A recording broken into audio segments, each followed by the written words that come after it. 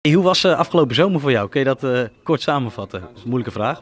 Wat bedoel je met vakantie gewoon? Of, Nee, gewoon. Ja, nou, met alle perikelen, alles eromheen. Hoe heb je dat beleefd? Heel intens?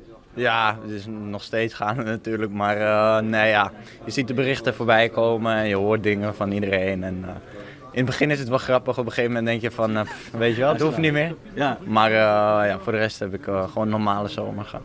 Ja, een normale zomer, als zelfs de grote Xavi van Barcelona jouw naam al noemt. Ja, hoe is dat? Ja, ik kan wel zeggen dat het niet leuk is, maar natuurlijk is dat leuk, weet je, als hij zoiets zegt. Dus ja, dat is wel het moment dat je ja, wel een soort van trots bent dat hij je kent in ieder geval. Ja, dat is natuurlijk ook al heel wat. Maar voor de rest laat je het gewoon lekker aan je zaakwaarnemer, die is druk aan de bel. Nee, ja, ik laat het gewoon aan mijn zaak nemen, ja precies.